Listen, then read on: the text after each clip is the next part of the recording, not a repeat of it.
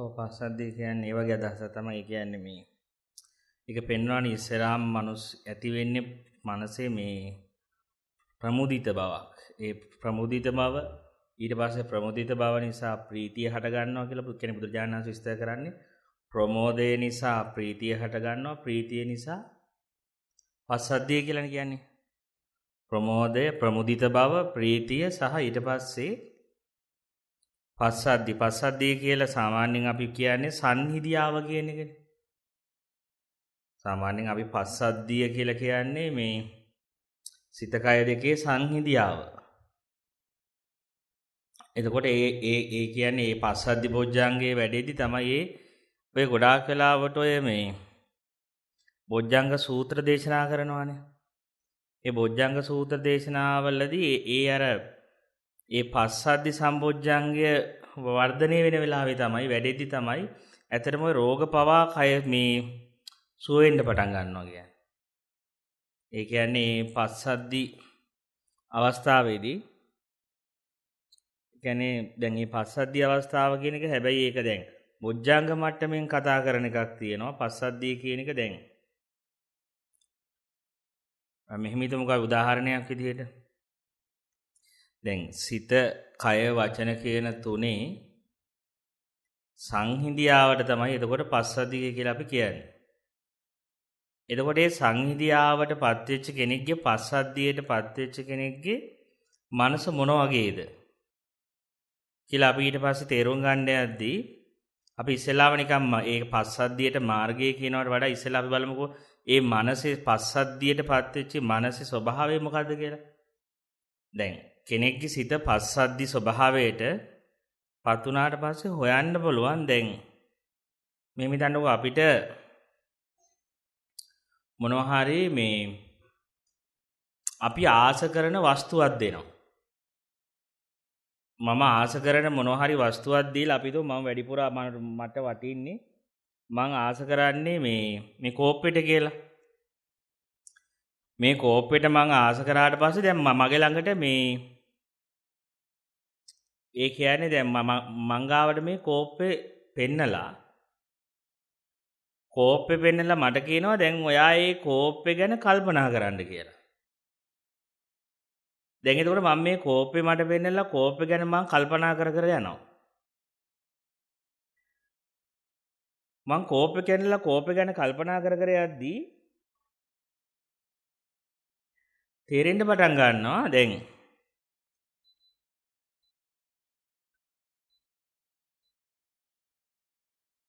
සාමාන්‍යයෙන් තමන් ආස කරන දෙයක් ගැන මිනිස්සේ හිතද්දී ඒ ගැන කල්පනා කර යද්දී ඒ මිනිස්යාට ඒ සිතිවිලි ඒ කියන්නේ හිතන එකත් එක්ක සිතේ මේ අපි කියන්නේ හැඟීම් වල වෙනසක් වෙනවා කියලා. එයාගේ ආවේග වල වෙනසක් වෙනවා කියලා.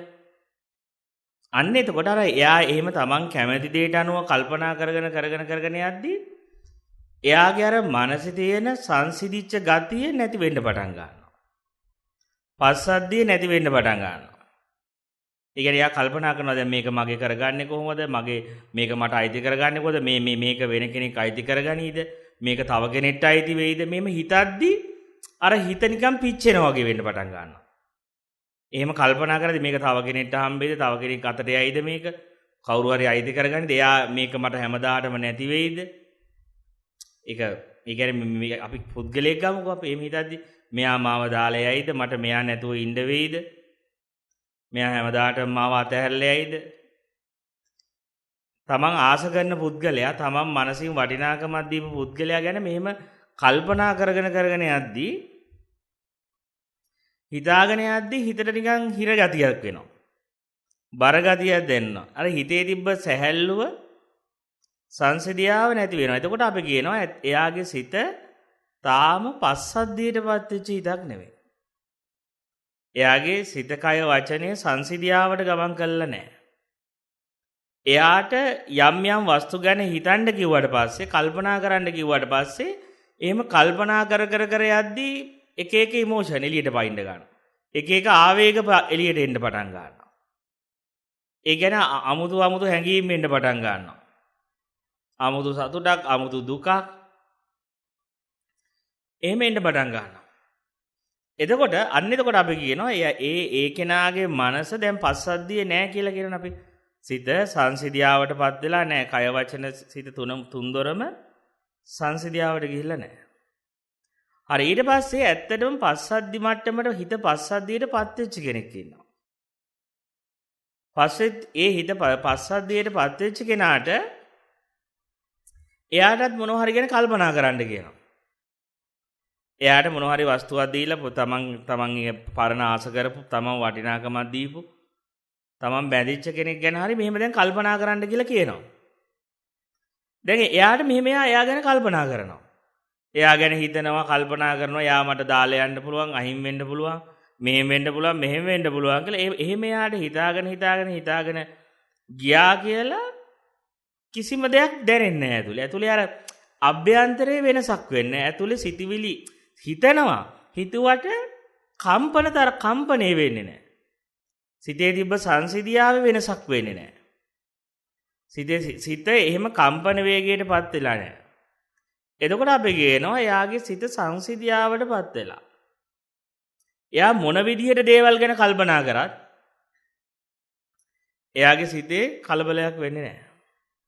ඒක හැබැයි මේ වගේ දැන් ඒකේ තව දෙයක් මම පෙන්නන්නම්. දැන් අපි දොම් මෙහෙම දැන් මලක් මේ කෝප්පේ හරිලා මලක් හරි තව කවුරු හරි ගැන දකිද්දී ඒ කියන්නේ යාට ඒ දකිද්දී යාගේ සිතේ අර ප්‍රමුදිත බව එනවා. දැන් රහ කෑමක් අද්දී ඒ කෑමත් එක රස දැනෙනවා.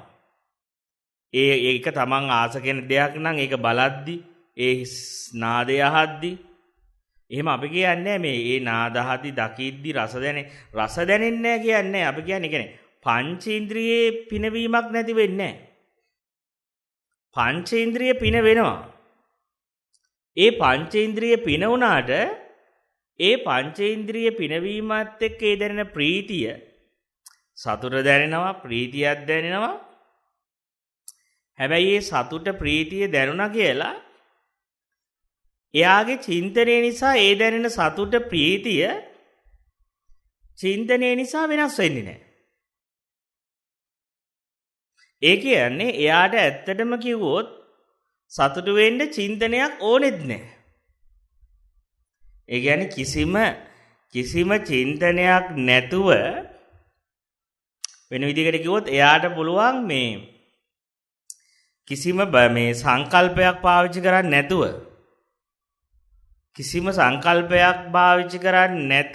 තෘප්තිමත් වෙන්න පුළුවන්. ඇතුළ ප්‍රීති ගන්නවන්න පුළුවන්.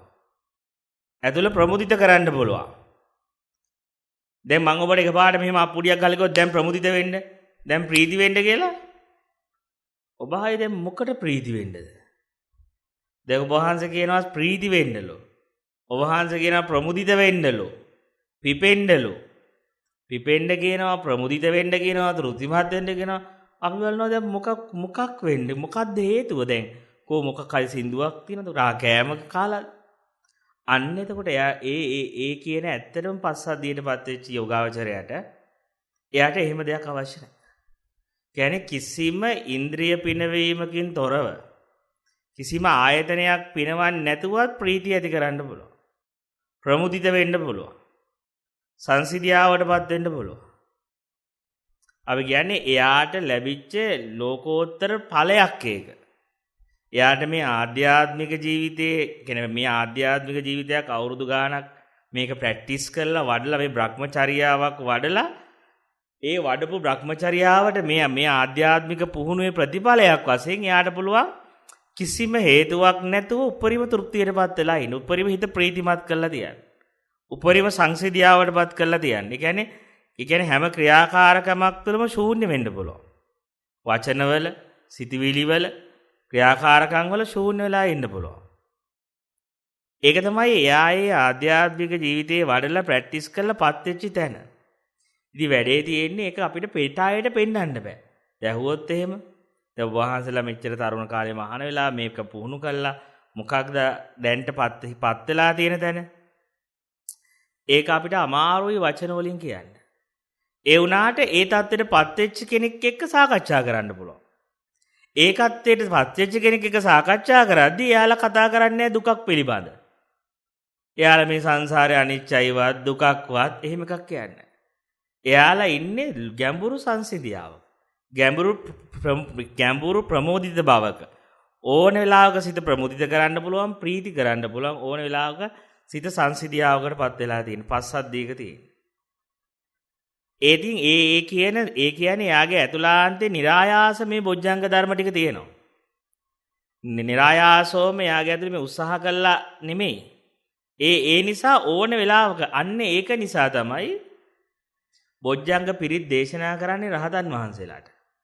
වචන කියද්දී ඕන් ටක් ගාලා ඕනම් ප්‍රමුදිත කරන්න පුළුවන්. ඕන් නම් අවශ්‍ය නම් සිත ඒකයි මං කිය මෙහෙම අප්පුඩියක් ගහත් මෙහෙම කරද්දී දැන් ප්‍රමුදිත කරන්න ගියොත් ප්‍රශ්නයක්. ප්‍රීති කරන්න පුළුවන්. ඒක නිකන් හරියට යාළුවට මහා අමුතු ශක්තියක් බලයක් ඇවිල්ලා වගේ දෙයක් ඒක. ඉතින් ඒක ලැබෙන ආනිසංසය. දැන් මම මේ කියන එක පොතේ කොහෙද තියෙන්නේ කියලා හොයන්න යන්න එපා. එතකොට පැටලේ දැන් අහවල් පොතේද ඔක තියෙන්නේ කොතනද ඔක තියෙන්නේ? එහෙම කියන්න බෑ. ඒ ඇත්තටම ලෝකෝත්තර මාර්ගයේ ලැබෙන අත්දැකීම් පොතක ලියන්න පුළුවන් දේවල් නෙවෙයි. ඒක තමන් ප්‍රායෝගිකව ප්‍රැක්ටිස් කරගෙන යද්දී තමන් විසින් තමන් අත්දකින්න දේවල්. ඒ නිසා ඕක ඉතින් අපිට අර පොතෙන් කියන්න පුළුවන්. පොතෙන් කිව්වට වඩා මට ඉතින් තමන්ගේ අත්දැකීමෙන් දැනෙද්දි මේක එක තේරෙනවා. මොකද්ද මේ ප්‍රීතිය? මොකද්ද මේ උන්වහන්සේ කියන පස්සද්ධිය? ඒකටපත් වුණාම සිත මේ වගේලෝ. ඒකටපත් වුණාට පස්සේ එයාට පත් වෙච්ච අය මේ දුකක් ගැන ආයේ කතා කරන්නේ නැහැ. එයාලා ඉන්නේ අමුතුම ස්වභාවයක් ඇතුලේ. එයාලා ඉන්න ලෝකය ඒ කියන්නේ එයාලා මේ Brahmacharyaව වඩලා බය නැතුව තමන්ව අතහැල්ලා දාලා තමන් බය නැතුව තමන්ගේ මමත්වයේ බිල්ලට දීලා එයාලා 100%ක් එයාලා අතහැරපු නිසා එයාලව අතහැල්ලා දාපු නිසා ඒකට ලැබිච්ච ආනිසංශයක් වැඩියට නොමිලේ සතුට ලැබිලා, නොමිලේ ප්‍රීතිය ලැබිලා, නොමිලේ සැහැල්ලුව ලැබිලා. කිසිම උත්සාහයක් දැන් ඒව ගන්න මිනිස්සු ජොබ් කරන්න ඕනේ, සල්ලි හම්බ කරන්න ඕනේ, කටු ගන්න ඕනේ. මග වඩපු ආර්යයන් වහන්සේලාට කිසිම දෙයක් නැතුව නොමිලේම සියල්ල ලැබිලා. හැබැයි ඒ වුණාට එයාලත් ඒතෙන්ට එන්න විශාල කැපවීමක් කළා.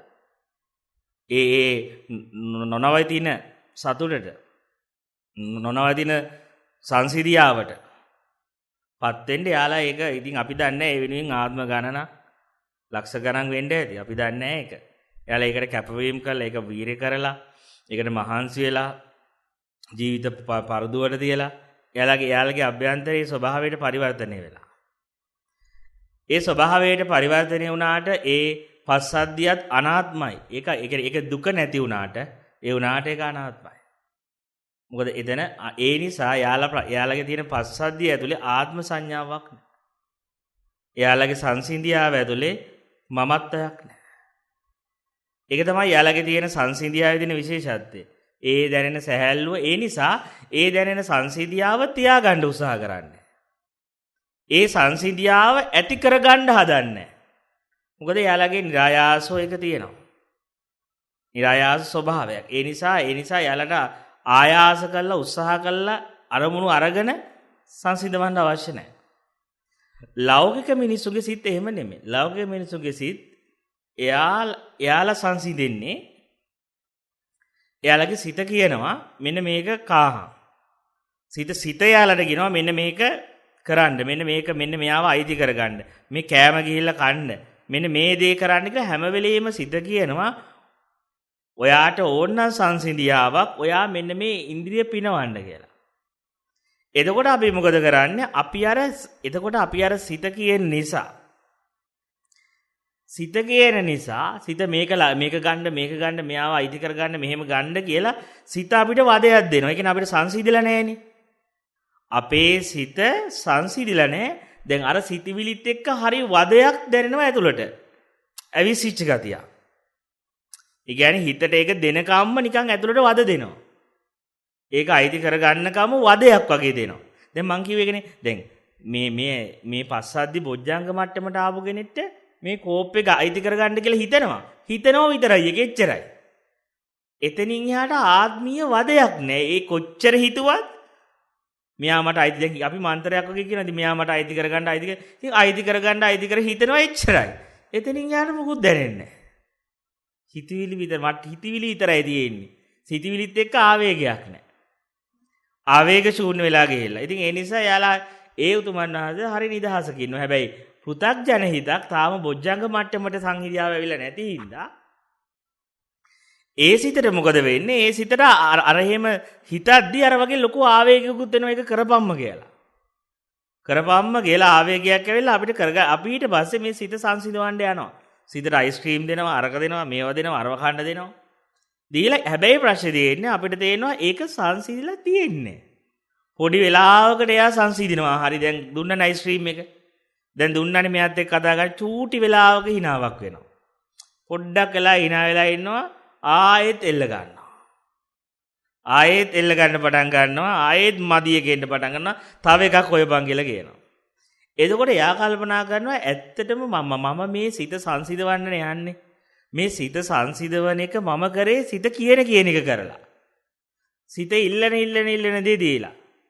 එතකොට අපිට තේරෙනවා ඒ ක්‍රමෙන් නම් මේක කවදාකවත් සංසිඳවන්න බෑ. ඒ ක්‍රමයට ගිහිල්ලා නම් මේ සිත සංසිඳින తాවකාලික සංසිඳනවා විතරයි. පොඩි දවසකට පැයකට තප්පර විනාඩි 5කට පැයකට දවස් 2-3කට සතිය වැඩි වුණොත් මාසයක් සංසිඳලා තියෙන්නේ. එච්චර. ඊට වඩා නම් ඉන්න බෑ. එතකොට දැන් කෙනෙක් මෙන්න මේ ලෞකික සිත සතුටු කරලා පස්සද්ධියටපත් වෙන්න බැරි බව. සිත කියන ඒවා කරලා පස්සද්ධියටපත් වෙන්න බැරි බව එයා තේරුම් ගන්නවා. ඒක අසාර්ථක බව. ඒ ක්‍රමේ තමයි අපි දිගටම කළේ අපි එහෙම ප්‍රැක්ටිස් එකක්. එහෙම දෙයක් තමයි අපි දිගට කරේ. ඊට පස්සේ යා කල්පනා කරනවා ඇත්තටම මට මේ සිත නියෝග දෙද්දී සිත අර මෙයා එක කතා කරාම මෙයා කියන එක කරාම මෙයා කියන එක මේක බලහා මෙයා මේ කියන එක අහපන් මේක ගිහලා ගණන් කියද්දි මම මේ සිත සංසිඳවන්න මෙච්චර මම පිච්චි දිව්වේ ඇයි? මගේ හිතේ සංසිඳියා මගන් තුල සංසිඳියාවක් නැතුව මම මේ සිත සංසිඳවන්න දිව්වා. මම ඇවිලි. එතකොට මං කල්පනා කරනවා එතකොට ඇයි ඇත්තටම මට මෙහෙම වුනේ? එතකොට මට තේරෙනවා මම සිතත් එක්ක අන්තර් සම්බන්ධයක් තියෙනවා. සිත නිකන් අර මේ කසාද බැඳලා වගේ. දැන් කසාද බැඳලා පස්සේ ඉතින් කරන්න දෙයක් නැහැ නේ මිනිහට කියන පදේට නටන්න වෙනවානේ. ඒක කසාද බැඳපු අය දන්නවා. කසාද බඳින්න ඉස්සලා කොහොම හිටියත් බැඳලා පස්සේ නටන්න සිද්ධ වෙනවා. අනිකන් සින්දුවක තියෙන ප්‍රේම ලෝකේ පුල්ලෝල් මම බැඳලා පස්සේ කියලා. බැඳුනියා මදාවත් බර බාගේ මැද්දේ කියලා. එතකොට ඕක ඉතින් හැබැයි ඉතින් බැඳගත්තට පස්සේ කරන්න දෙයක්වත් නැහැනේ. මොකද ඔබ අනිත් කෙනාගෙන් සතුට ගත්තා නම් ඔබ අනිත් කෙනාව පාවිච්චි කළා නම් ඔබේ සතුටට එයාගේ සතුටට ඔබත් පාවිච්චි වෙන්න වෙනවා. ඔබට ඔබට ගෙවීම කරන්න වෙනවා. එහෙම නැතුව බෑ. ඒක තමයි. ඒක නිසා ඒක දන්නවා පිරිමිද දන්නවා ගැහණුවක් දන්නවා. හරි ඔබ ගත්තා නම් මගෙන් ආදල් එකත් ඔබත් මටත් දීයා. ගෙවපන් ඒවට. කාපන් කටු. එහෙම මග ඇරලා යන්න බෑ. එහෙම දෙන්නේ නැහැ යන්න. ඒක නීති රීති පවා හදලා තියෙනවා. නීති රීති හදලා ගත්තා නම් අනිත් කෙනාව පාවිච්චි කරා නම් සතුටු වෙන්න. අනිත් කෙනාව පාවිච්චි කරා නම් ඔබේ තෘප්තිය වෙනින් එතකොට ඇදපම් වෛරව බරබාගේ තමයි. ඉතින් මෙන්න මේ මූඩ් එකම තමයි මේ කසාද ලෝකෙ මිනිස්සුන්ට වෙලා තියෙන එක තමයි. කසාද ලෝකයක් ඇතුලේ විනිහෙට වෙනත් එකක් තමයි සිත බැඳගත්තාම වෙන්නේ. තින් සංසිඳීමක් නැහැ. මට ඕනේ නැති වුණත් එයා කියන දේවල් මට කරන්න වෙනවා. මට මහන්සි වුණත් මට කරදර වුණත් මට හොඳටම ඇති වුණත් දතර වෙන්න බෑ. මට දැන් මහන්සි මට දැන් ඇති වෙහෙසයි. එහෙම බෑ. ඔබ මගෙන් ආතල් ගන්නවනේ මගෙන් සතුටු වෙනවා. එහෙනම් ඉතින් ගෙවා. එතකොට රෙස්පෙක්ට් අහන්න ඕන. ඒකනේ පැවිදුනාට පස්සේ ඒකේ තියෙන වටිනාකම කවුරුවත් ඇවිල්ලා රෙස්පෙක්ට් දාන්නේ නැහැ මොකක්ක කියන්නේ නැහනේ. ගිහලා සීනි ටිකක් කරවරේ තේකොල එකක් කරවරේ පිටි එකක් කරවරේ මොකක්වත් කියන්නේ නැහැ. එතකොට කාගේවත් ආතල් ගන්නෑ. කවුරුවත් පාවිච්චි කරන්නේ නැහැ සතුටට. ඒ හින්දා කාටවත් කමුරන්න ඕනෙත් නැහැ. කාටවත් කමුරන්න අවශ්‍යතාවයකුත් නැහැ. ඒ තරම් මේක නිදහස් ජීවිතයක්. ඒක ඒ තරම්ම නිදහස් ජීවිතයක්. මොකද කාටවත් ඇවිල්ලා කියන්න බෑ. දැන් ඉතින් ළමයි හැදුවා නම් පිටි ගෙන්න කියන්න බෑ. බලා ගන්න කියන්න බෑ. මුඛකටවත් බැරිලා නැහැ. මොකද මුඛ කීමවත් සතුටු වෙන්න ගියේ නැහැ. අන්න ඒ වගේ තමයි අපි කාලයක් සසර පුරුද්දක් විදියට මේ සිතෙන් තෘප්තිමත් වෙන්න ගියා. මේ සිතෙන් තෘප්තිමත් වෙන්න ගියපු නිසා සිතට වන්දි ගෙවන්න. දැන් අපි සිත කසාද බැඳගෙන ඉන්නේ. සිත කසාද බැඳ මනුස්සයෙට ඉතින් නිවනක් නැහැ. ඉතින් ජොලියේ නිදියගෙන ඉන්න බෑ. ඉතින් උදේ නැගිටලා වරබාගේ අදින්න ඕන. සම්මුතිවාර අපිට ඉතින් කියන්නේ අමුඩේ ගහගෙන යනවා කියලා ජොබ් දවස් 5. සමුද අමුඩේ ගැලුවාම ගලවන්නේ සිකුරාද කියන උනාස් මිසු. සමුදෝදේ අමුඩේ ගහගත්තට පස්සේ ඔක ගලවන්නේ සිකුරාද හවස කියන. ඉස්සර උනාසේ බණ කියද්දි. ඉතින් ඒ වගේ තමයි ඒ තරම්ම මිනිස්සෙක් ගෙවන්න ඕන ඊට පස්සේ.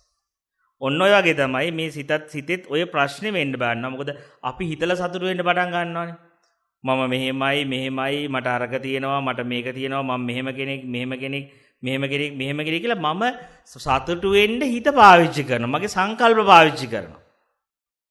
මම සංකල්ප ණයට අරගෙන දේවල් ගැන හිතලා සතුටු වෙන්න ගියාට පස්සේ එතකොට ඒකට කියන්නේ සිතිවිලි පාවිච්චි කරලා මම සතුටු වෙනවා. අපි කියන්නේ මනෝ ගහනවා කියලා. එතන මම මනෝ ගහන්න ගියාම මම සිත පාවිච්චි කරනවා. මොකද මනෝ ගහන්න බෑනේ සිතිවිලි නැතුව. මනෝ පාරක් ගහන්න සිතිවිලි ඕනේ. මනෝ ගහන්න සිතිවිලි අවශ්‍ය වුණාට පස්සේ ඊට පස්සේ ඒ සිතිවිලි කියලා දැන් උඹ මාව පාවිච්චි කරානේ දැන්. උඹ ජොලි වෙන්න උඹ පාළුයි උඹට කාන්සි පාළුයි කියලා මනෝ ගහන්න පාවිච්චි කරානේ මාව. මාව අරගත්තා නම් මාව පාවිච්චි කරා නම් දැන් ඉතින් මම කියන ඒවත් කරා. කියලා ඊට පස්සේ අර සිතිවිලි විසින්ම අර සිතිවිලි ඊට පස්සේ අපෙන් කියනවා අදෙන්න ඵලයක් මෙතෙන්න ඵලයක්. එතකොට අපිට නිදහසේ ඇඳට වෙලා ඉන්න දෙන්නේ. නැගිටපන් දැන් ඵලයක් අරේ ඵලයක්. ඊට පස්සේ අපිට දෙනවා දැන් මල කරදරයක්. දැන් මට ඕනේ නැති වුණත් සිතිවිලි ඇවිල්ලා කියනවා අර සිත කියනවා අරේ දෝපන් මේ දෝපන් අර ගරින් කියලා. මොකද මම සිතිවිලි වලින් සතුටු වෙන්න ගියාම මට අරක තියෙනවා මේක තියෙනවා මේ ඔක්කොම හිතලානේ සතුටු වෙන්නේ. මට අරයා ඉන්නවා මෙයා ඉන්නවා කියලා. ඊට පස්සේ හිත කියනවා දැන් ඔබ මේක ආරක්ෂා කරන්න ඕන. මේ ගෞරවේ නඩත්තු තියා ගන්න ඕන. දැන් ඔය වටපිටාව ආරක්ෂා එයාට නැති වෙන්න දෙන්න බෑ. එයාව යුද්ධ කරලා හරි තියාගන්න. මරාගෙන හරි තියාගන්න. ඊට පස්සේ සිත කිව්වට පස්සේ අපි ඉතින් මරා ගන්න ඕනේ. නිදි මරාගෙන ඉන්න ඕනේ. ඉතින් එතකොට අපිට තේරෙනවා මේක මල කරදරයක්. කරදරයක් වුණත් කරන්න දෙයක් නැහැ. මං සිතලා සතුටු වෙන්න ගිය නිසා දැන් මගේ ඒ සිතම මගේ සංසිඳියාව නැති කරලා. මගේ ඇතුළේ තියෙන නිවීම, කාය විවේකේ, චිත්ත විවේකේ සියල්ල මට නැති වෙලා ගිහිල්ලා. මගේ අභ්‍යන්තරයේ තිබ්බ ශාන්තිය නැති වෙලා ගිහිල්ලා. දැන් ඉන්නේ ගිනි අරගෙන වගේ. දැන් ඇතුළේ පිච්චෙනවා. දැන් සිත කියනේම කරන්න ඕනේ නැත්තම් එයා වද දෙනවා. කියන්නේ ඇතුළට එයා වද දෙන්න පටන් ගන්නවා. ඉතින් මං කියන්නේ මේක මිනිසෙක්ට ජීවත් වෙලා ඉඳි තේරෙනවා. එතකොට තමයි මිනිසෙට තේරෙන්නේ එහෙනම් මම කරන්න අවශ්‍ය කරන්නේ මේ මාර්ගය වඩන්න නම් සිතත් එක්ක තියෙන අන්තර් සම්බන්ධය මගේ අයින් කරන්න ඕන. සිත කියන්නේ මම හිතලා සතුටු වෙන එක, සිත පාවිච්චි කරලා සතුටු වෙන්න යන එක. මං අතහැරලා දානවා. හැබැයි මේක අමාරුයි. දැන් සිත පාවිච්චි කරලා සතුටු වෙන්න යන එක අතහරින්න ඒක මනුස්සයට හරි අමාරුයි. මනුස්සයට නිකන් ඉන්න කියන්න බෑනේ ඒකනේ. නිකන් හිටපන් කිව්වට බෑ. ඉතින් අර එක හිතනවා මේක කල්පනා කරනවා මෙහෙම දුවනවා. එතකොට තමයි ඔන්න අපිට අවශ්‍ය කරන්නේ මෙන්න මේ ආධ්‍යාත්මික පුහුණුවක්. අපි කියන්නේ සතිපට්ඨාන පුහුණුවක් අවශ්‍ය කරන. මොකද මේ සිත නැවත පස්සද්ධියටපත් කරන්න මේ සිතත් එක්ක මගේ තියෙන අන්තර් සම්බන්ධය සිතත් එක්ක තියෙන කනෙක්ෂන් එකෙන් අයින් වෙන්න ඕනේ. එතකොට මට මේ සිතෙන් නිදහස් වුණොත් සිතෙන් අයින් වුණොත් මට නැවත මේ පස්සද්ධි බොජ්ජංගේ මට්ටමට පස්සද්ධියට හිතපත් වෙනවා. ඒ පස්සද්ධි බොජ්ජංගේ මට උපකාර වෙනවා විමුක්තියට. ඒ පස්සද්ධි බොජ්ජංගේ තුලම මගේ අතුරුදහන් වීම වෙන්න පටන් ගන්නවා. අන්න එතකොට දැන් ඔන්න ඔය කතාව අපි දැන් තේරුම් ගත්තට පස්සේ ඊට පස්සේ අපි දැන් කල්පනා කරනවා හරි. දැන් ඔබ වහන්සේ කියනවා මේ සිතෙන් එහෙම එකපාරට අයින් වෙන්න දැන් සිතෙන් අයින් වුණා නම් හිත නියෝග කියන ඒවා කරන්න ඕනෙත් නෑ. මට කය සිත සම්පූර්ණ සිත ශූන්‍ය කළා, කය වචන ශූන්‍ය කළා හරීම සංසිඳියාවටපත් වෙන්න පුළුවන්. නිදහසටපත් වෙන්න පුළුවන්. පස්සද්ධියටපත් වෙන්න පුළුවන් කියලා. හැබැයි ඒක දැන් අපි ඇබ්බැහි වෙලා වැඩි හින්දා එකපාරට කරන්න බැහැලු. ඒකට මාර්ගය වඩන්න. මේ මාර්ගය තමයි අපි කියන්නේ සතිපට්ඨානය කියලා. දැන් අපි ඊයේ සාකච්ඡා කරගෙන ආවනේ සතිපට්ඨානය. හරි. දැන් ඊට පස්සේ අපි බලන්න ඕනේ දැන් ඔය පස්සද්ධි බොජ්ජංගය කියන තැනට යද්දී කොහොමද මේක කායානුපස්සනාව මේකේ වැඩෙන්නේ? මේකේ වේදනානුපස්සනාව වැඩෙන්නේ කොහොමද? කොහොමද චිත්තානුපස්සනාව වැඩෙන්නේ? කියලා අපි ඊට පස්සේ ඕන දැන් මේ ප්‍රැක්ටිස් එකට යනවා. වෙලා ඊට පස්සේ අපි තේරුම් ගන්නවා දැන් මාර්ගය වඩනවා. මාර්ගය අපි තුමු මෙහෙම උදාහරණයක් ගමුකෝ අපි. හරි. දැන් අපි සතිපට්ඨානේ තියෙන පළවෙනි කර්මස්ථානේ ගමුකෝ. හරි.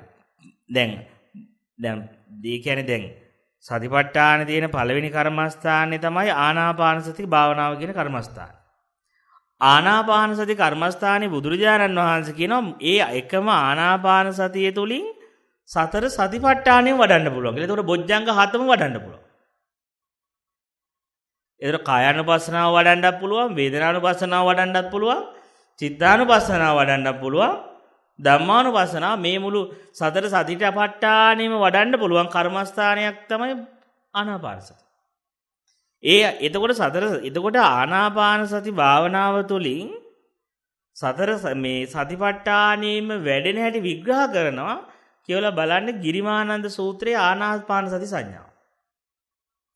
ආනාපාන සති සංඥාව ආනාපාන සති 10 වෙනි දස සංඥාතින් තියෙන්නේ. දස සංඥාවල 10 වෙනියට තියෙන්නේ ආනාපාන සති. ඒකේ බුදුරජාණන් වහන්සේ පෙන්නනවා කොහොමද මේ එක කර්මස්ථානයක් තුලින් සතර සතිපට්ඨානෙම වර්ධනය වෙන හැටි. ඊළඟට ආයෙ තියෙනවා මජ්ක්‍ධිම නිකායේ ආනාපාන සති සූත්‍රය. මජ්ක්‍ධිම නිකායේ ආනාපාන සති සූත්‍රය ගත්තත් ඒකෙත් තියෙනවා සම්පූර්ණම ආනාපාන සති භාවනාව ප්‍රැක්ටිස් එක ඇතුලේ කොහොමද මේ වඩන්නේ සතර සතිපට්ඨාන කියලා. දැන් සතිපට්ඨාන සූත්‍රය ගත්තාම එච්චර විස්තරයක් නැහැ. සතිපට්ඨාන සූත්‍රයේ තුල තියෙන ආනාපාන සති භාවනාව තුලින් කායගත සතිය වඩා ගන්න හැටි විතරයි. කොහොමද කායානුපස්සනාව වඩා ගන්න කියලා. හරි. දැන් එතකොට මම එක්තැන අරගෙන මම පොඩ්ඩක් පෙන්නන්නම් කොහොමද මේ කර්මස්ථානයක් ඇතුළ තුල මේ පස්සද්ධි බොජ්ජංගයට වැඩෙන හැටි. දැන් අපි හිතමු දැන් අපි මේ දේශනාව අහලා දැන් ඔන්න දැන් සිතත් එක්ක තියෙන සම්බන්ධය කඩන්න යනවා. සිතත් එක්ක තියෙන අන්තර් සම්බන්ධයෙන් ගැලවුණොත් අපි විවේකයටපත් වෙනවා කිව්වා. ඒ සිතත් එක්ක සම්බන්ධතාවය කඩන්න නම් අපිට මාර්ගයක් වඩන්න වෙනවා. මාර්ගය අපි ගොඩ සතිපට්ඨාන. සතිපට්ඨාන දැන් අපි ආනාපාන සති කමඨහන අරගෙන අපි තුමු දැන් අපි හොඳට ඔන්න දැන් තමන් මේ පරිමුඛං සතින් උපට්ඨපෙත්තා කියලා වාඩි වෙලා තමන්ගේ ඉරියව්ව සකස් කරගෙන පහසු ඉරියව්වක් ඊට පස්සේ තමන් මේ අපි තුමු ආනාපානික සති කර්මස්ථානට තමන්ගේ අවධානය යොදාගත්ත කියලා. ඒ ආනාපාන සති කර්මස්ථානට තමන්ගේ අවධානය යොදාගත්තට පස්සේ දැම්මට පස්සේ එක එක්කිනාට වෙනස් විදියට තමයි දැනෙන්නේ. සමහර අයට හුස්ම රැල්ල වදිනවා දැනෙනවා නාසිකාග්‍රේ. සමහර කට්ටියට දැනෙනවා හොඳට බලන් ඉද්දී උගුර හරිය. සමහර කට්ටියට දැනෙනවා පිම්බීම හැකීම දැන්. ඒක ප්‍රශ්නයක් නෑ කොහෙ දැනුණත්. ඒක ඒ තමන්ට ප්‍රකටව දැනෙන තැනට තමන්ගේ සතියේ තියාගන්න තියෙන්නේ. ඒ නිසා අපි කියන්නේ ආනාපාන සතිය භාවනාව වඩද්දී මෙන්න මෙතනම දැනෙන්න ඕන කියලා කියන්නේ නෑ. මෙන්න මේ තැනම දැනෙන තමන්ට ප්‍රකටව දැනෙන තැනට අවධානය තියාගෙන හිටියා කියමුකෝ අපි. අවධානය තියාගෙන ඉද්දී භාවනාව පස්සද්ධි බොජ්ජංගේ පැත්තට වැඩ යනවනම් තමන්ගේ සිහිය සතිය පස්සද්ධියම කියන්නේ දැන් අපි හිතමු සති සම්බොජ්ජංගේ පටන් ගන්න කියලා කර්මස්ථානයක සිහිය දාලා කර්මස්ථානයක සිහිය තියෙනක බොජ්ජංග මට්ටමක සතියක් නෙමෙයි හැබැයි සතියක් සති ඉන්ද්‍රියක් බොජ්ජංග මට්ටමේ සතියදී අපි ඒක වෙන වෙලාවක කතා කරමු ඒක නිකක් වෙන මට්ටමින් කතා කරන්න ඕනේ. දැන් අපි දුමු සතිය වඩන්න ගිහිල්ලා අපි ආනාපාන සතියේට හුස්ම රැල්ලට සතිය පිහිටවලා මේ ආනාපාන මාර්ගේ වැඩෙනවා නම් ඒක පස්සද්ධි බොජ්ජංගයට යනවා නම් හොයන්න පුළුවන් එන්න අරමුණේ සංසිඳන පැත්ත වැඩි. ඒ කියන්නේ භාවනා කර්මස්ථානයේ සංසිඳන පැත්ත වැඩි නම් අපි එතකොට තේරුම් ගන්නවා ඒ කියන්නේ දැන් මගේ මේ කර්මස්ථාන භාවනාව දැන් පස්සද්ධි බොජ්ජංගේ පැත්තට වැඩි යනවා. පස්සද්ධි බොජ්ජංගේ පැත්ත තමයි බර වෙලා තියෙන්නේ. දැන් ඔය උදාහරණයක් කිව්වොත් ඒක දැන් මෙහෙම හිතන්නකෝ දැන් අපිට මුලදී අපි ඔන්න ඇතුල් වීම පිටවීම කියලා හොඳට වෙන් කරගත්තා කියමුකෝ අපි ආනාපාන සතිය. මේ තමයි ඇතුල් වෙන ස්වභාවය. මෙන්න මේ ඔන්න ඇතුල් වෙද්දි රස්නිය වගේ. පිට වෙද්දි සීතලයි වගේ. එහෙම නැත්නම් අපිට එක නාස්පුඩුවකින් තමයි හොඳට දැනෙන්නේ ඇතුල් වෙනවා. මෙන්න මේ විදිහට අපිට හොඳට මේ ලක්ෂණ බලාගෙන යද්දී Tamanට හොඳට ඒ හුස්ම රැල්ල වදින තැන දැනෙන ස්පර්ශ වෙන කාලේ මුලදී හොඳට දැනෙනවා. හැබැයි Tamanගේ සතිය වැඩි වෙන්න හොඳට Tamanගේ සිහිය වැඩි වෙන්න Tamanට තේරෙනවා අර ස්පර්ශ වෙන කාලය අඩු වෙන්න පටන් ගන්නවා. අර හුස්ම රැල්ල ස්පර්ශ වෙලා තියෙන කාලය අඩු වෙන්න ගන්න Tamanට තේරෙන්නේ නිකන් කෙටි හුස්ම කෙටි වේගන යනවා වගේ. يعني හුස්ම රැල්ල ඇවිල්ලා ඊට පස්සේ යම් හිස් ගතියක් වැඩි තියෙනවා. ඇතුලේ බ්ලැන්ක් එක වැඩි. ඇතුලේ හිස් කියන්නේ බ්ලැන්ක් එකක් තිබිලා බ්ලැන්ක් එක හරහා ආයි හුස්ම පේනවා. කියන්නේ එන්න අර හිස් බව වැඩි වෙලා අර අරමුණේ තියෙන ගොරෝසු මට්ටම Tamanට තේරෙනවා මේක ටිකක් සිවුම් වේගන යනවා කියලා. මේක සිවුම් වේගන යනවා. මෙන්න මෙහෙම සිවුම් වේගන යද්දී දැන් ඔන්න අපිට පේනවා දැන් මේ හුස්ම රැල්ලේ සංසිඳීමක් වෙනවා. හැබැයි මේ හුස්ම රැල්ල මෙහෙම සංසිඳීගෙන ගිහිල්ලා දැන් අපිට ලාවට පේන්නේ හුස්ම රැල්ල නිකන් ඇතුල් වෙනවා පිට වෙනවා කියලා හොයන්නත් අමාරුයි නිකන් චූටි දැනීමක් වගේ වෙනවා. පොඩි ලාවට දැනීමක් වගේ තේරෙනවා. ඒතර නිකන් අර එන්න දැකලා තියෙනවද අර හඳ පාන්දර වෙන්න සූර්යාලෝකයේ ඉරවලෝකයේ වැඩි වෙන හඳ නිකන් අපිට නොපෙනී යන්නේ. අන්නේ වගේ Tamanට තේරෙන්න පටන් ගන්නවා කර්මස්ථානේ දැන් එන්න කමටහන නිකන් නොපෙනී යනවා නොදෙනී යනවා. නොදෙනී නිකන් ලාවට දැරෙන්න ගන්නවා. ඊට වඩා නිකන් අර හිස් ගතිය පිරීලා තියෙන්නේ ඇතුලේ. කියන්නේ බ්ලැන්ක් ගතිය පිරීලා තියෙන්නේ මෙන්න මෙතනදී පොඩි මේ දෙයක් වැදගත් වෙනවා. සීලේ බලන් දෙනවා. සීලේ අඩුවක් තිබ්බොත් හිත ඇවිල්ලා අර සංසිඳීම පස්සද්ධිය කඩනවා. අර දැන් මොකද දැන් අපි ටික මේ භාවනා අරමුණ ගෙවීමත් එක්ක භාවනා අරමුණේ සංසිඳීමත් එක්ක අපිට මේ සිත නිකන් ඒ කියන්නේ තේරුම් ගන්න හුස්ම රැල්ල කෙටි වෙනවා කියන්නේ සිත සංසිඳනවා තමයි. මොකද මේ හුස්ම රැල්ලයි සිතයි කියලා මේ දෙකක් හොයන්න බෑ. මේ මනසයි මේ දෙක එකට තියෙන්නේ. බලන්න හොඳට දැන් Tamanට කලබල වෙච්ච වෙලාවේ හුස්ම බලන්න හුස්ම කලබලයි. ඒ කියන්නේ මනසත් කලබල තමයි. මනස සංසිඳියාවක් නැහැ. ඒ නිසා Tamanගේ මානසික ස්වභාවය තේරුම් ගන්න පුළුවන් හුස්ම දිහා බලන් ඉඳලා. මුද්දට හුස්ම දිහා බැලුවොත් Tamanට තේරෙනවා එතකොට දැන් බලන්න එතකොට හුස්ම Tamanට තේරෙනවා හුස්ම එන්න සංසිඳිලා නම් ඒ කියන්නේ මනසෙත් ඊට සාපේක්ෂව සංසිඳීමක් තියෙනවා. හුස්ම සංසිඳිනවා කියන්නේ හුස්මගේ එන්න ගෙවෙනවා කියන්නේ කය සංස්කාරවල ගෙවීමක් තමයි. එතකොට සිතෙත් ගෙවීමක් ඒක තමයි තියෙන්නේ. මොකද ඇත්තට මේ හුස්ම කියලා අපි දකින්නේ සංඥාවක්. හුස්ම කියලා ගන්න අපි මනසේ ආරම්මණයක්. ඒක හුස්ම ගෙවෙනවා කියන්නේ මනස ගෙවීමක් තියෙන්නේ. මනසේ සංඥා ගෙවීමක් තියෙන්නේ. මනසේ සංසිඳීමක් තියෙන්නේ. අන්න එතකොට අපිට තේරෙනවා මෙතන කාය සංස්කාරවල සංසිඳීමක් තියෙනවා. එතකොට වෙන්නේ ඔන්න කයේ සංසිඳීමේ දැනෙන්න පටන් ගන්නවා. අර මං සීලේ වැදගත් කිව්වේ ඔය වෙලාවේ දැන් හිත ආස නැහැනේ මේ පස්සද්ධියට යන්න. මේ නිවෙන්න ආස නැහැනේ. සිත කැමති නෑ මේ පස්සද්ධියට ගිහිල්ලා කිසිම අරමුණක් නැතුව මේ සහැල්ලුව සංසිඳීමට නිවීමටපත් වෙන්න. සිත බලනවා කොහේ හරි ගිහිල්ලා මාව ආය අවුස්ස ගන්න.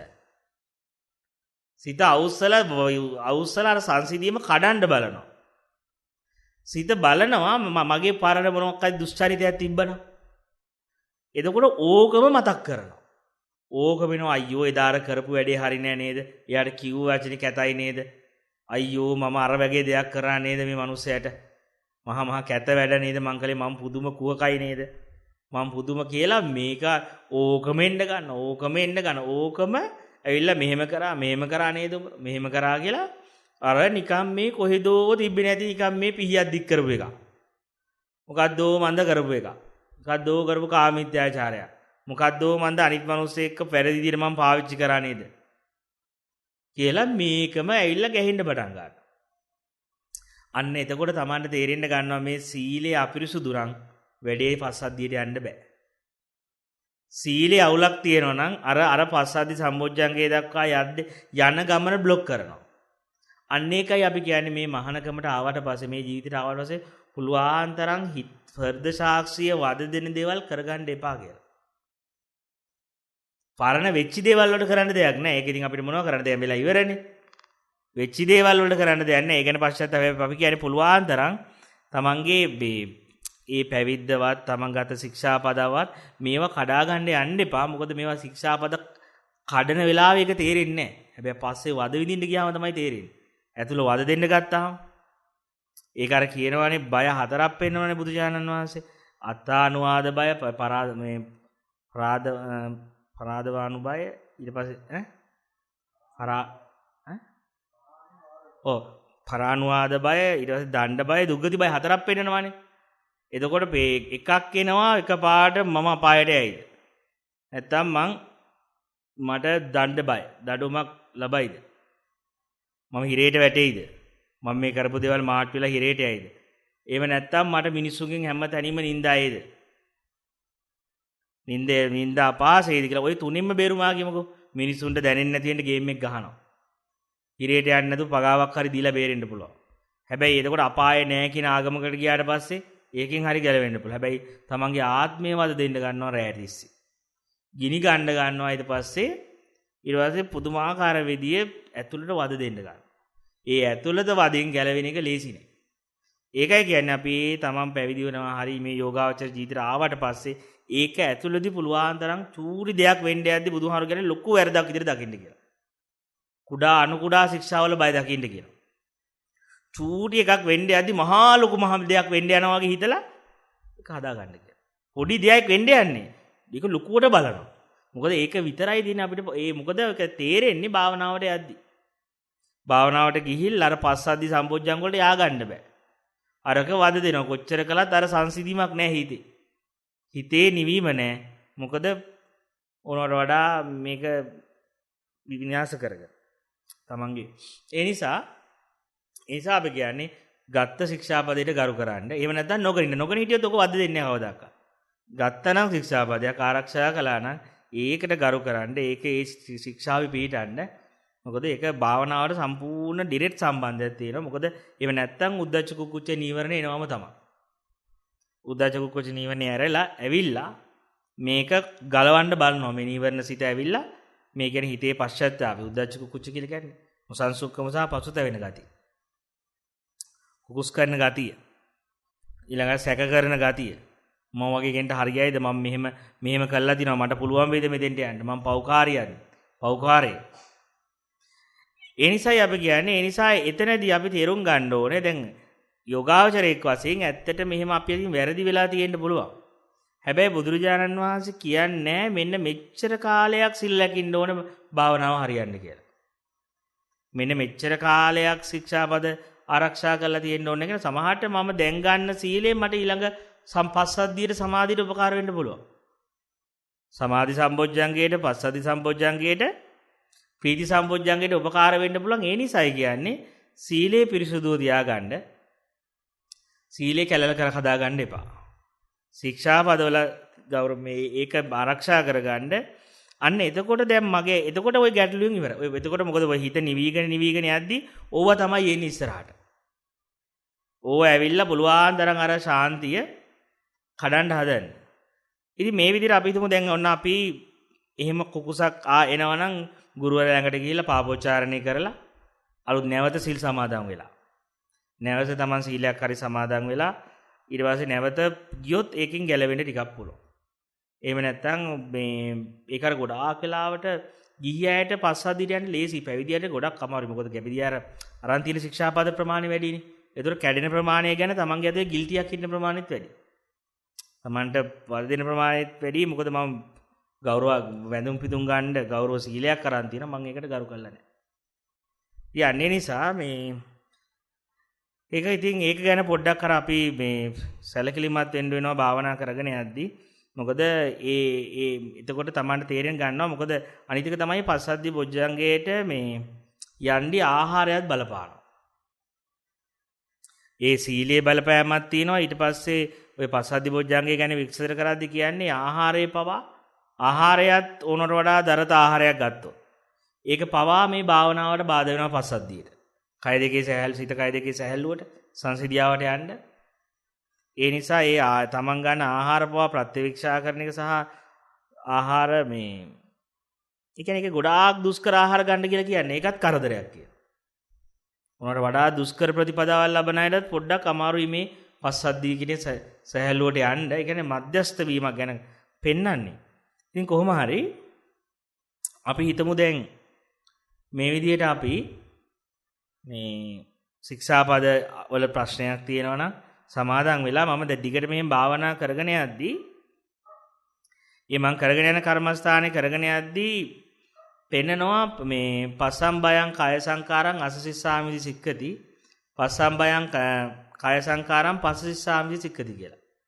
එතකොට වෙනවනේ එන්නේ එතනදී බුදුරජාණන් වහන්සේ පෙන්නනවා මෙහෙම ආනාපාන සතිය කරගෙන බලාගෙන යද්දී එක අවස්ථාවක් පස්සම්බයං කාය සංකාරක සම්පූර්ණ මේ හුස්ම රැල්ල සංසිඳිලා යනවා. කියන්නේ හුස්ම රැල්ල දැනෙන්නේ නැතුව යනවා. ශරීරය කියලා උනත් නිකන් මැරිලා නැහැ කියලා දන්නවා. හැබැයි ශරීරය කියලාවත් ලොකුවට තියෙනවා කියලා තේරෙන්නේ නැහැ. ශරීරයක් පවා ලොකුවට තියෙනවා කියලා තේරෙන්නේ නැහැ. හැබැයි සැහැල්ලුවක් තියෙනවා. සැහැල්ලුවක් තියෙනවා නිදහස් කියන්නේ හරීම මේ ඇතුලේ විවේක ගතියක් තියෙනවා බොඩි එකක බර තේරෙන්නේ නැතුව යනවා. එතකොට අපි කියනවා මෙන්න දැන් යම් මට්ටමකට භාවනාව තුළදී කාය සංස්කාර සංසිඳිලා. ඒ කියන්නේ කාය සංස්කාර හුස්ම රැල්ල කියන්නේ අඩුම කය පවත්වන්න අවශ්‍ය කරන අඩුම අරමුණනේ හුස්ම ඒක සංසිඳිලා. දැන් එතකොට දැන් මේ කයේ తాවකාලික සංසිඳීමක් තියෙනවා. తాවකාලික සතිය පිහිටවගෙන භාවනා ආරමුණකට ඒක දිහා බලන් හිටියාම එන්න හුස්ම රැල්ල ගෙවීම නිසා පස්සම්බනේ වීම නිසා ඔන්න දැන් ඒ කියන්නේ දැන් එයාගේ භාවනාවේ කායානුපස්සනාව සම්පූර්ණයි ආනාපාන සතිය. දැන් කායානුපස්සනාවෙන් යන්න ඕන දුර ගියා. හුස්ම රැල්ලත් එක්ක තිබ්බ කනෙක්ෂන් එක ගියා. ඉතින් ඒක ගිහිල්ලා දැන් එයා කය සංස්කාර සංසිඳලා තියෙන. දැන් මෙතනදී දැනෙන මෙතනදීත් අපිට දැනෙනවා ලොකු සංසිඳීමක්. ලොකු විවේක ගතියක්. දැන් කයේ විවේකය. මනසේ කයේ විවේක කියන්නේ මනසේ විවේකයක්ම තමයි කය කියන ගතික තිබ්බ දරත ඉවරයි. කය කියන සංඥාවත් එක්ක යන් දරතයක් තිබ්බද බරක් තිබ්බද ඒ බර අපිට තේරෙනවා. ඒක සම්පූර්ණ දැන් සැහැල්ලුවට ගිහිල්ලා අපි. එතකොට දැන් මේ කයත් එක්ක තිබ්බ සැහැල්ලුවට ගියාට පස්සේ දැන් ඒකෙදි මේ ප්‍රශ්නයක් තියෙනවා අපිට මේ සමහර වෙලාවට මේක ටිකක් මේ නුහුරු ගතියක් දෙනවා මුලදී. මුලදී මේක හුරු නෑ අපිට හැම වෙලේම මොකක් හරි මේ තිබ්බනේ අරමුණක් එල්ලෙන්න.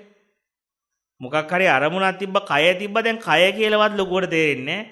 හුස්ම තේරෙන්නේ නෑ අපිට හුරු නෑ මෙහෙම මේ කයක් නැතුව. කාය සංඥා නැතුව. කයේ ක්‍රියාකාරකම් නොකර කයෙන් මුකුත් නොකර ඉන්න හුරු නෑ. අරමුණක්වත් මෙනෙහි නොකර ඉන්න හුරු නෑ. අන්න එතකොට ඒ නිසා පොඩ්ඩක් මුලදී මේක නිකන් එච්චර මේ හුරු නැති ගතියක් තියෙනවා. පස්සේ අපිට ටික දවසක් ගුරුවරයා කියනවා ඔය කය දැන් ඔය කාය සංස්කාර සංසිඳිලා තියෙන්නේ. දැන් ඔය කාය පස්සද්ධියක් ලැබලා තියෙන්නේ. චිත්ත පස්සද්ධියක් නෙමෙයි කායේ පස්සද්ධියක් තියෙනවා. කයේ සංසිද්ධියාවකටපත් වෙලා තියෙනවා. දැන් පුළුවන් තරම් ඔක වැඩි කරන්න. අහනවා වැඩි කරන්න මොකද්ද කරන්න? මුකුත් නොකර ඉන්න. කරන්න තියෙන්නේ මොකද්ද? මුකුත් නොකර ඉඳිලා තමයි. මුකුත් නොකර ඉන්න නිකන්. කියලා අන්න එතකොට අපි දැන් අර කියන විදිහට අරමුණ ගෙවිලා ගිහිල්ලා කයේ යම් කයක් දැනෙන්නේ නැතුව කාය සංස්කාර සංසිඳිලා ගියාට පස්සේ මෙන්න මේ මුකුත් නොකර ඉද්දී මුකුත් නොකර හිටියට පස්සේ මේක ඊට පස්සේ අපිට හුරු වෙන්න පටන් ගන්නවා. ටික දවසක් යද්දි කිසිම මේ නිකන් සිහිය තියෙනවා. සිහියට කය අරමුණු කරපු නිමිති ඕනේ නැහැ. කිසිම නිමිත්තක් අරමුණු කරන්නේ නැතුව. කිසිම කාය සංඥාවක් කය අරමුණු කරගත්ත සංඥාවක් ඇසුරු නොකර සිහියෙන් ඉන්න හුරු වෙනවා. අන්න එතකොට තමයි ඕන දැන් අපිට සැහැල්ලු වෙන්න ගන්නවා. දැන් අපිට හුස්ම පෙවුනත් නොපෙනුනත් දැන් අරමුණක් කය ඕනේ අපිට. කාය අරමුණක් නැතුව අර සිහිය තියෙනවා. සිහිය තියෙනවා කාය සංඥාවක් නැහැ. අන්න එතකොට දැන් ඔන්න දැන් අපිට කාය පස්සද්ධිය දැන් හොඳට කයේ සැහැල්ලුව. කාය පස්සද්ධිය ඇති වෙලා තියෙනවා. කියන්නේ දැන් අපිට කය අරමුණක් නැතුව ඉන්න පුළුවන්. ඒ නිසාම ඒකයි මම ඒ නිසාම අපිට හරි විවේකයි, හරිම කයත් එක්ක කිසිම ගැටුමකුත් නැහැ. ඉතින් ඒ කයත් එක්ක කිසි සම්බන්ධයකුත් නැහැ. ඒකෙන් මම සතුට හොයන්නෙත් නැහැ. ඒක මට තිබ්බත් එකයි නොතිබ්බත් එකයි. ඒ නිසාම මේ ඉන්ද්‍රියයන් ටික පිනවෙන්න ගන්නවා. හරිම නිදහස් වෙන්න ගන්නවා. හරි ඊට පස්සේ තියෙන්නේ දැන් සිතේ සංසිඳියාවනේ. ඒ සිතේ සංසිඳියාව පෙන්වනවා බුදුරජාණන් වහන්සේ ආනාපාන සති සූත්‍රයේදී චිත්ත සංස්කාර සංසිඳවන්ද කියනවා. පස්සම්බයං චිත්ත සංකාරං අසසිසාමිති සික්කති.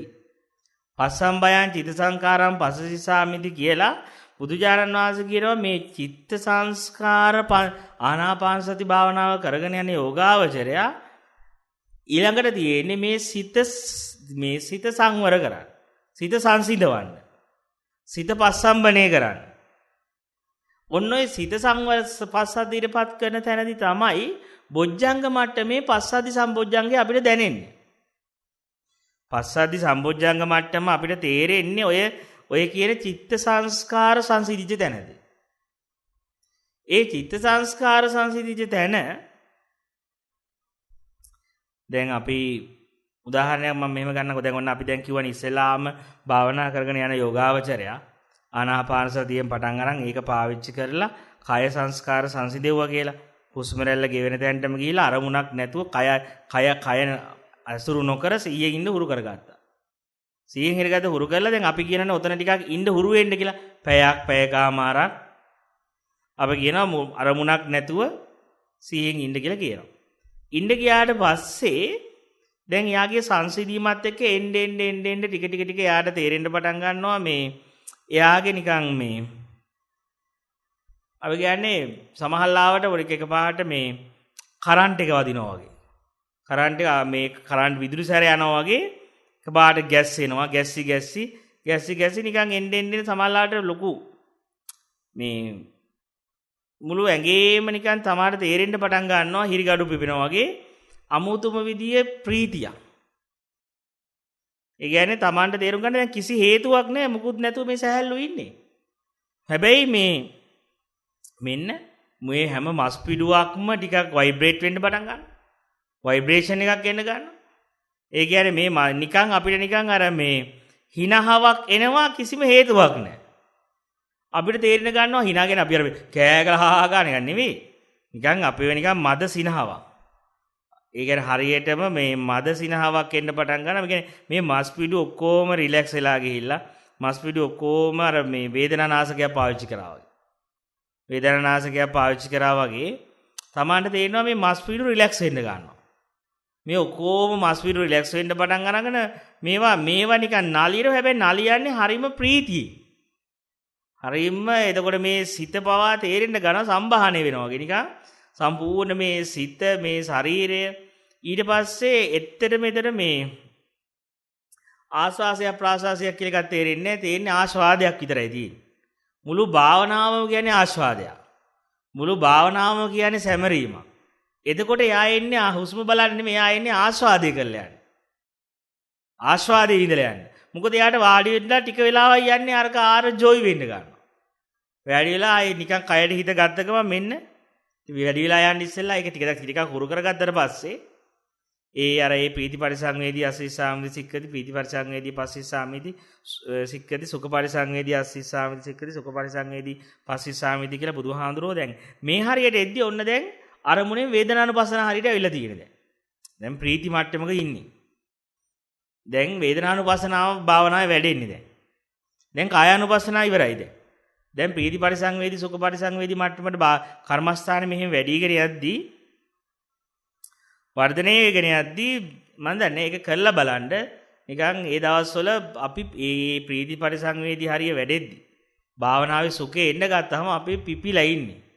අපේ මූණ බැලුවත් ඕන කෙනෙක් තේරෙනවා අමුතුම ඇස්වල බැලුවත් හැම ශරීරය බැලුවත් මේ හැම දෙයක්ම රත්තරන් පාට අපි කියන රන්වන් පාට වෙන්න පටන් ගන්න කියලා. මේ හැම දෙයකම තියෙනවා හරීම මේ. ඒ කියන්නේ අපේ හැම ධාතු කලාපයක් හැම ධාතු කොටසක් ඒවා ඔක්කොම නැවත අලුත් වෙලා ගිහිල්ලා පිරිසුදු වෙලා ගිහිල්ලා අමුතුම ඒ කියන්නේ එතකොට භාවනාව කියලා එකත් එතකොට එයාට තේරෙන්නේ අර වින්දනයක්ම විතරයි තියෙන්නේ. ජෝයි එක ශරීරය ගත්තත් සිත ගත්තත් එකම විදියක. ජෝයි එක තියෙන පටන්. ඊළඟට මේ එතනදී දැන් චිත්ත සංස්කාර කියලා කියන්නේ ඔය දැනෙන වේදනා ටිකයි සංඥා ටිකටයි. සංඥා වේදනා කියන්නේ සිතක් පහළ වෙන්න අත්‍යවශ්‍යනේ සංඥා සහ වේදනා දෙක. දැන් එතකොට හැබැයි බුදුහාමුදුරුවෝ කියනවා භාවනාවේදී මෙතනදී චිත්ත සංස්කාර සංසිඳවන්න කියලා. චිත්ත සංස්කාර සංසිඳුවෙන් ආනාපාන සතිය කරන්න කියලා. ඒක තමයි පස්සම්බයං චිත්ත සංඛාරා. අස්සසිසාමිති සික්කති පස්සම්බයං චිත්ත සංඛාරං පස්සසිසාමිති සික්කති කියලා ඒ භාවනාවේ දැන් අපි තුමු හොඳට දැන් භාවනාව අපිට සෙට් වෙලා තියෙනවා. දැන් භාවනාවේ අපි ඉන්නේ ප්‍රීතියක ඉන්න ගමම්ම ඊට පස්සේ අපි මේ ප්‍රීතිය දිහා ප්‍රීතිය තියෙන්න හරිනවා. බලනවා මේ ප්‍රීතිය දිහත් පිටස්තරයක් ගිය හැකි. ප්‍රීතිය දිහත් අනාත්ම හැකි. ඒ කියන්නේ ඒකෙන්වත් සතුටු වෙන්න යන්නේ නැහැ. ඒකෙන්වත් මට දැන් ප්‍රීතිය තියෙනවා, මට අරග තියෙනවා, මට දැන් ධානයේ පළවෙනි දෙවෙනි ධානයේ තියෙනවා කියලාවත් එහෙම කොයි වෙලාවකවත් මේ ලැබිච්ච දේෙන් සතුටු වෙන්න යන්නේ. හැබැයි ලැබිච්ච දේ ප්‍රතික්ෂේප කරන්න යන්නෙත් නැහැ. මේක යම් හේතුවක් නිසා දැන් මතුවලා තියෙනවා. මොකක් හරි හේතු නිසා නීවරණ යටවීම නිසා, කය සංස්කාර ගෙවීම නිසා මේ සංසිඳීමත් එක්ක ආපු ප්‍රීතියක් තියෙනවා. හැබැයි මේ ප්‍රීතිය ඇතුලේ සංසිඳීමක් තියෙන. මේ ප්‍රීතිය නිකන් අර 10ක් නෙමෙයි. මේ ප්‍රීතියයි මේ දැනෙන සුඛයත් එක්ක තියෙන හරි සංසිඳිච්ච ගතියක්. හරිම විවේක ගතියක්. ඒ විවේකයේ ගතිය තියාගෙන ඊට පස්සේ ආයේ ප්‍රීතියේ දියත් අර දැනෙන සැපේ දියත් ඒක දියත් අර අනාත්ම හැකි දකිමින් ඉද්දී ඊළඟට යාට තේරෙන්න ගන්නවා එයාගේ අර මේ සංඥා පද්ධතිය අවදි වෙන්න පටන් ගන්නවා. සංඥා පද්ධතිය තමයි අපේ ඇවිල්ලා හැම දෙයක්ම වෙන් කරන්නේ. මේක හොඳයි මේක නරකයි කියලා මේ වෙන් කරනවා. මේ ඇතුළීම මේ පිටවීම මේක කියලා සංඥා ඇවිල්ලා හැම දෙයක්ම වෙන් කරලා පෙන්නනවා. අන්න එතකොට අපි භාවනාවේදී අපි තේරුම් ගන්නවා මේ ඔක්කොම මේ වෙන් කරලා වෙනස් දේවල් කරලා පෙන්වන්නේ මේ සංඥානේ. මේ ඇත්තටම එතකොට එයා තේරුම් ගන්නවා මුළු ජීවිතය කියන්නේම මනෝ විකාරයක්. මුළු ජීවිතය කියන්නේම සංඥාවක්. සංඥාවලින් නැති දේවල් වෙන් කරලා පෙන්නනවා.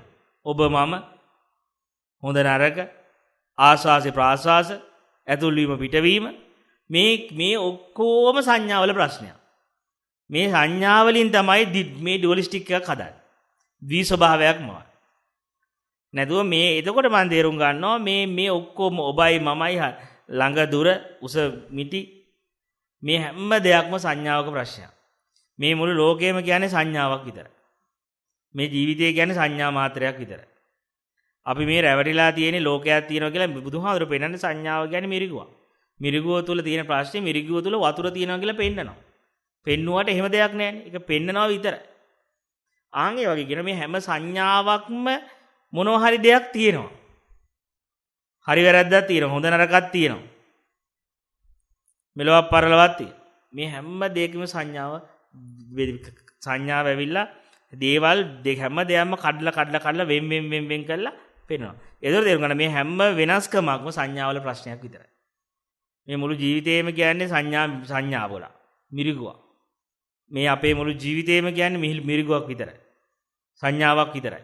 කියලා මෙන්න මේක අපිට හොඳට දැන් අර සතියේට අර දැන් කාය සංස්කාර සංසිඳිලා තියෙන යම් නිවීමක් අපේ ඇතුලේ තියෙනවානේ. ඒ නිවිච්ච හිතට අර සංසිඳිච්ච හිතට මේ සංඥාවල් ඇවිල්ලා මවන බොරුව මේ අන්න එදාට තමයි අපිට තේරෙන්නේ මේක මනෝපුබ්බංගම ධර්මයක් බව.